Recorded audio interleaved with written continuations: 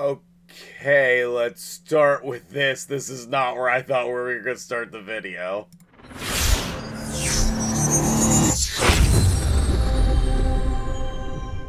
What's up, guys? MtgJedi here on the test server, and I am just blown away. Look at the speed glyphs for hard mode faction wars. The worst ones, the uncommon ones, are the same as what we've been using. The rare ones go 4 to 9. The epic ones go 5 to 10. And the legendary ones go 7 to 12. I guess the speed meta is never going away. I literally need to just take a pause from recording this video. That's crazy. Okay, and then if we look here, 3 to 8 on the HP, 4 to 9, 5 to 10, 7 to 12. And so that should be the same on all of the percentages. And then the flats are going to be a little bit different, with but they're still flats, But then wait. Where's one with accuracy? So if you look at one with accuracy, 6 to 16, 8 to 18, 10 to 20, 14 to 24.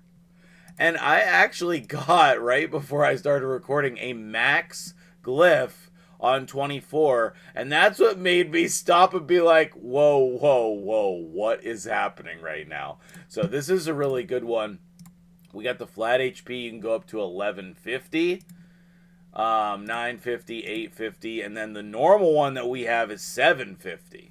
The defense one, 30 to 40, 45, 50, and 60, which that should be the same for the attack one as well, right? Let me find one with flat attack. Yes, this is perfect. I couldn't have asked for better artifacts here. This was the normal one, 30 to 40. Then 45, then 50, then 60. It's just insane power creep. That's not even what we're talking about today, but it's in the video. So let's switch over to what we're actually talking about. Okay, so I guess probably the first thing that I want to share is just I couldn't beat any faction that I tried without trying. I couldn't just throw my teams in here that I've already used and beat these. And let me give you an example, okay? It appears to me that every level 21 stage is the same. Now, this is the yellow boss. And then one of the ones that I looked at was this one, which is the blue boss. So those are definitely different bosses. But here, let me just come in here. I don't think I have full gear on this whole team. But if you come in here, you can see this is the team, right? And it is Sylvan Watchers. Wave 2 is Shadowkin. And you can see here, my champions are not slow. I think everybody here is over 300 speed. I haven't figured out exactly how much they are. Once we see the data mine and whatnot, we'll be able to look at the Hell Hades Stages tool, and we'll be able to see exactly the speeds. But you're going to need fast champions for this.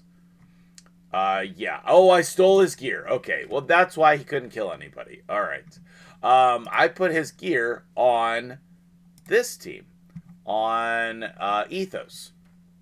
But this is a different boss, still stage 21, and then clear the stage in 200 turns. No losses. Okay, 200 turns is fine. That just means you can't, slow roll it. I don't know, I guess that'll be a little bit of a challenge, but you have the same team here. Our base, double reviver, and 2 really hard-hitting damage dealers. So, I'm going to target the Elva here. This is a reasonable team, I think. It doesn't have any control. And apparently Lysandra does not have enough accuracy. So if we come in here, Let's take a look at what Lissandra's accuracy is. Her accuracy is 388 or 398. That had to been a 3%. Okay, let's go again. Let's look here. All I want to do with this video is provide you some basic information, get you a look on hard mode faction wars, and then we'll deep dive at a later date. You know, we'll be in here. Lysandra, again, did not. And look at that smack. That killed everybody except Lysandra. And, you know, like, I didn't specifically gear anybody for this, but Ethos does have the gear of Siegfried. So, like, his gear is very good. There's no control on this team, which, I don't know. How are we even supposed to control anything in this faction? I'm about to bust out... I'm about to bust out Scaramus. Scaramus has this AoE provoke, at least for one turn. So I think we're going to actually have to try here. I think we're going to actually have to try on this. Now, let's see what are the other stipulations. 150 turns. Did they just do turns for all of them? That's kind of boring. 100 turns. Is that for every single one? 200 turns. What happened to all the stipulations? 150 turns. And 100 turns. Okay, interesting. Let's look at a random stage. Defeat 4+ enemies before they take a turn. Defeat 3+ enemies while they're under 10 debuffs. Okay, so the normal stage is keep all your champions' HP above 75%. That's going to be a difficult one.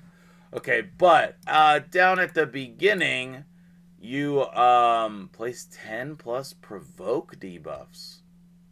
Interesting. So there's a lot of different things. We have the super raids, all of that stuff. And our reward for this will be getting Polara Fireheart. And I don't know about you, but I don't remember ever seeing her kit. I don't remember it. So, in case you didn't see it, let's wrap up the video here. I don't want to spend, like, an insane amount of time. I want to give you quick information here about hard mode faction wars so that you can go about your day. And if this is not the first video you've watched, hopefully I've filled in some missing details. But let me know in the comments, what do you still want to know about this? I'm sure everybody has 5,000 questions. Places an extra hit if the target's under any debuff, and a chance to grant an extra turn. She's based on defense and attack, which is fascinating to me. Triple hitter, ignoring 25% of the target's defense, and 50% if they're under an HP burn or freeze, which is cool. Each hit also destroys the target's defense and resistance. Places HP burn if the target is killed by this skill, can't be resisted. This is a really interesting ability to me.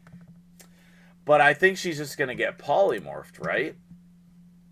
I think so. Alright, and then the A3 here is the AoE. Single target damage to each target individually, ignoring shield block damage and unkillable, instantly activating HP burn.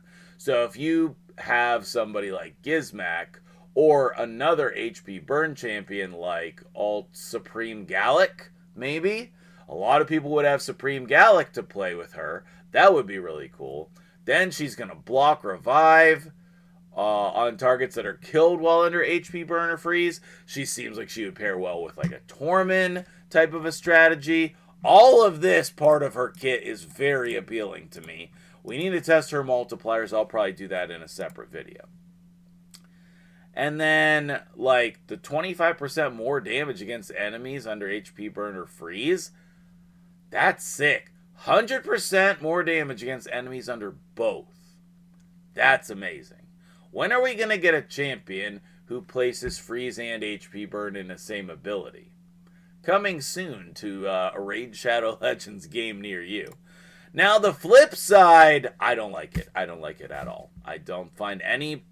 I mean, okay, there's one part that's appealing. She looks freaking cool. She looks outstanding. Like, I want to steal this sword and use it in other games. My games. A1. Places an ally protect and heals the champion and any allies under ally protection. That's weird and interesting, but also not that good. Block debuffs, strengthen, and snare, which we have 2 new debuffs coming into the game. Ensnare and what was the other one? Fatigue. Ensnare basically any turn meter increase effects will be reduced by 50 or 100%. She has the 100% one. And then the fatigue one is such a cool, interesting skill. I don't know if it's good, but it's cool. Champions under fatigue will receive sleep after using an active skill. If a champion with a fatigue debuff uses a skill that removes debuffs, the fatigue debuff will be removed and the sleep debuff will not be placed. I don't know who gets this, but our new mythical that we're going to get gets the ensnare. And she does that with block debuffs and strengthen, and then ensnare. And it can't be resisted if they're under HP burn or freeze. Very interesting. I don't know how good that is. Very interesting. AoE, intercept on all allies, freeze on all enemies, and it can't be resisted. That's sweet. So she's giving everybody an intercept, which means she won't get polymorphed for using this ability. That's pretty sweet. Her passive is the thing that makes this form the most powerful. Allies under freeze receive 90% less damage. And then once per round, revives each ally, including this champion, with 100% HP and a freeze. So she revives them and herself. This is like a not Mithrala. This is like a Marichka ability here. You get this passive team revive, but it's only once per round, and it's only on the freeze side. So I don't know how to feel about that, because I want to kill people on this side. Definitely need to test her. She seems amazing, but that's a brief overview of everything going on the test server here. Thank you so much for watching. I'm MtgJedi. Put all your comments down below, and we'll talk about it live on stream probably as well. Have a good day.